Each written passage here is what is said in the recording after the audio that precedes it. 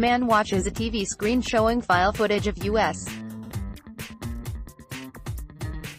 President Donald Trump, right, and North Korean leader Kim Jong-un during a news program at the Seoul railway station in Seoul, South Korea, Monday, June 11, 2018. Final preparations are underway in Singapore for Tuesday's historic summit between President Trump and North Korean leader Kim, including a plan for the leaders to kick things off by meeting with only their translators present, a U.S.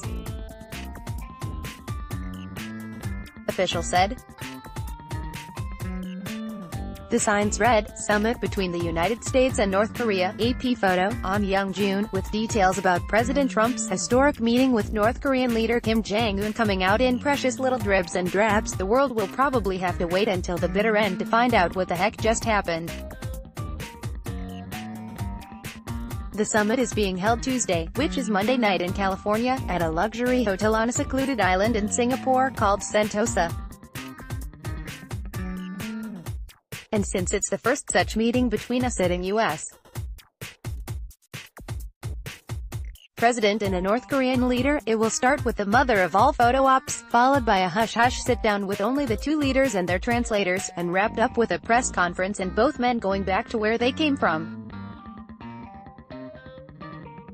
So while Team Trump and Team Kim work out details and possible concessions in an effort to, as the president likes to say, denuke the Korean peninsula, here are some things you probably don't know about the showdown in Singapore.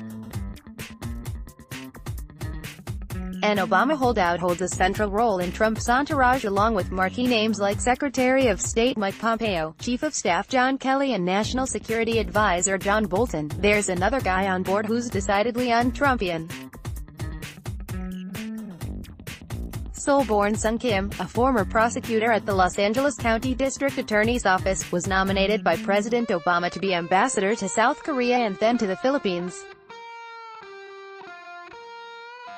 His Foreign Service credentials are stellar: staff assistant in the Bureau of East Asian and Pacific Affairs in Washington, D.C., chief of political military affairs with the U.S. Embassy in Seoul, political officer in Tokyo, other assignments in Kuala Lumpur and Hong Kong.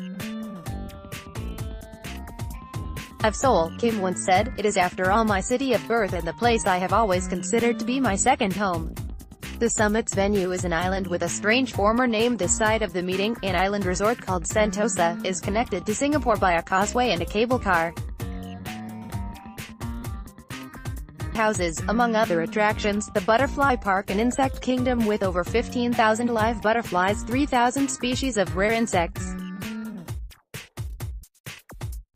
It once housed Chinese prisoners of war and was known as Pulau Belakang Mati, which translated from Malay means, the island after death. In 1972, with the Singapore government's decision to develop it as a tourist attraction, the island was renamed Sentosa, which in Malay means, peace and tranquility.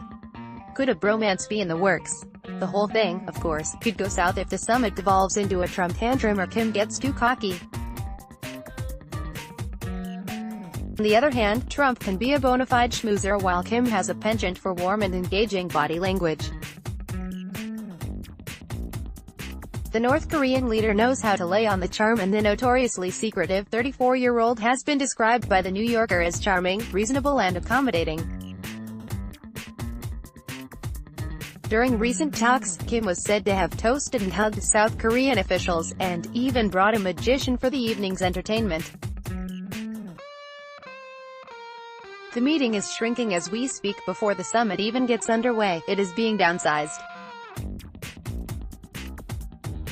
The White House earlier today said that the powwow would last only through lunch, a shorter than expected meeting time that suggests the summit would be long on optics and short of actual discussions.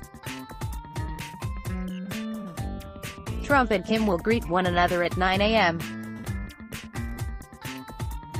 and then meet alone with translators at 9:15 a.m. local time, hold a joint meeting with advisors at 10 a.m., and then everybody will grab lunch at 11:30 a.m. with their respective teams. Is the end near for a war with many names?